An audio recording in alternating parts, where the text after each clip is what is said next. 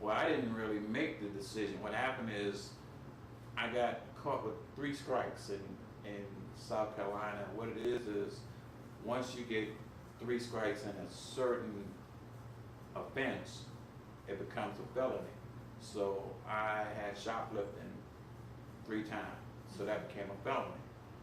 So on that 3rd offense, I kind of like, I wanted to get caught because I was tired of running the streets and trying to ride around and looking bad and all that. So in a way, I'm blessed that I did get caught, but I knew I was going to prison, and that was the scary thing about it. You know, as I sat in jail, wondering how long they're going to give me for this offense, and I sat there for about 3-4 months, knowing that I'm going to prison for some time. And when I went to court, my father came out there, you know, and I thought he was going to talk in my favor, and he said, "Judge, I think you should send him to prison so he can try to get his life together." You know, so I'm looking at him, I'm like, you know, I thought you were going to tell the judge to let me go, you know. So he told him, you know, I think it'd be best if you send him to prison. So I was like, you know, not really could say. So I looked at him, and then I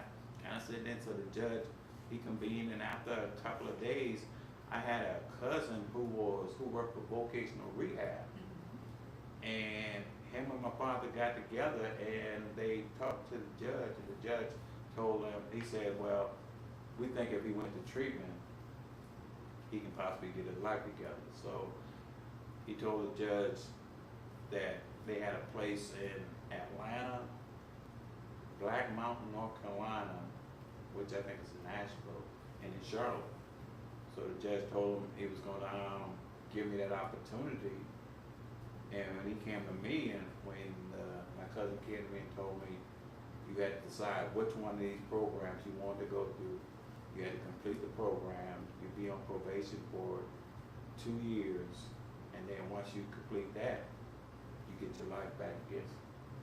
And he said, well, if you decide to go to Charlotte, it's closer to Charleston, so you'll be able to come home anytime you want. So we decided to go to Charlotte to do my treatment. I went to a treatment called Revive, Charlotte Rescue Mission. And it's still up there.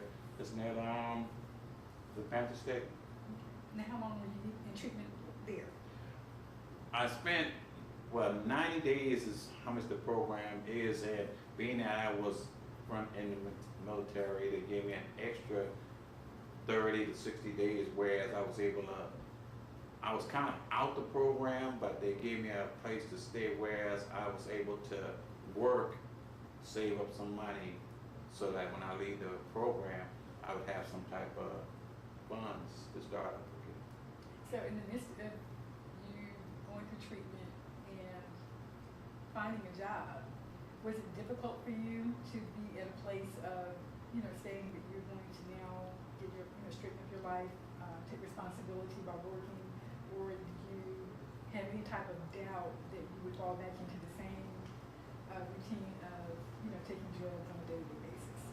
When I came to Charlotte and I completed the program, because it was a great program, what I did is, after I completed the program, I sent for my 2 boys. They were 3 and 7 at the time, because their mother was the one I met when I came out of treatment the first time out of the VA hospital. And I knew she was still in addiction, so I said, I'll take care of them. So they were 3 and 7 at the time, so I started raising them, and it kept me really out of trouble because I had that responsibility, whereas I know after I get off work, I had to go and pick them up either from school or daycare or something like that. So it was like, it was a blessing from God that I was able to have that responsibility, whereas once I left work, I didn't get distracted, but I had somebody to do, which is pick them up. That's awesome. So from the time that you started using drugs up until you got to a place of getting clean, how long, what was the time frame, the span of time that it took? Well, I really started as between 1991, 92, and August 25th, 1997, when I got caught for my shoplifting charge. And that was the last time I got out.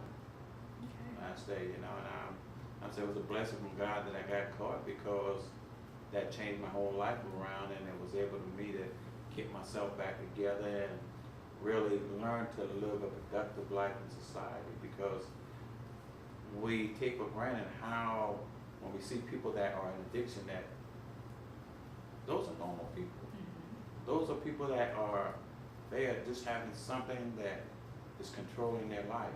And if they change their way of thinking, change their mind frame, they can get their life back together as well. But they got to want to change their life. Mm-hmm. Nobody can change that person but that person. Well, let's just backtrack a little bit, because you just hit on something really key. Do you believe, aside from you being introduced to crack cocaine, that there was something more deep-rooted within yourself that put you in a position of making the decision to try crack cocaine? If you reflect back on where you were at the time in your life, do you believe that perhaps there was something going on within you internally that pushed you to that place of making the decision to try it in the first place? Well, I guess that being alone, Okay. you know, looking for that companionship, looking for someone just to spend time with, that was my main objective at that time. You know, I just wanted to have somebody, you know, to be with. Mm-hmm. And unfortunate for me, this person was an addiction, and it caused me to go that route. Now, I made that choice, so I can't blame that individual, and I take responsibility for everything that I did.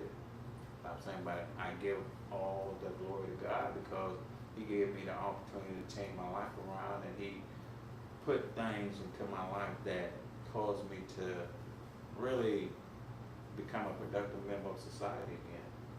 Awesome. And on that note, what would you like to share with our viewers in terms of making the decision to not give in to any type of drug or substance that would put them on the path of going on a downward spiral? Based on your own experience, what would you like to share with our viewers on how they could take preventive measures to not go that route of taking drugs and becoming addicted? If you're not using drugs, don't try it, you know what I'm saying? Because it's not good for you. No matter what you're feeling now, because the devil, he's with you just as well as God, and he's trying to take you one path, and he knows what that route will take you. He might have saw what God had for me in my future, so he sent these things into my path to kind of like kill me, because I went into places, that drug took me to places that I know I'm supposed to be there. I know that. Well, I thank you so much for sharing what you have shared with us on today, having victory over addiction. I know we're almost out of time. However, I would like for you to just briefly tell our viewers a little bit about the Paul Brown Show, what they can expect if they were to tune into that. The Paul Brown Show, I started that in 2008. The purpose of the show was to educate and inform the community of services that's available to them. There's a lot of programs that's out here that people are not aware of that exist. So it was giving not only people the opportunity to learn about these different programs, but to give these programs opportunity to educate the community, because a lot of programs, they can't afford the advertisement that is possibly needed for their program. So they go by either word of mouth, Facebook and all that. But by having a program like we have at Access 21, I'm able to allow them to promote their services.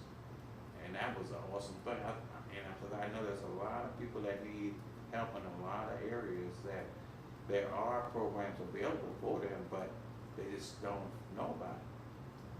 Awesome. I know you're doing some great work with the Paul Brown Show, but thank you so much for your contribution.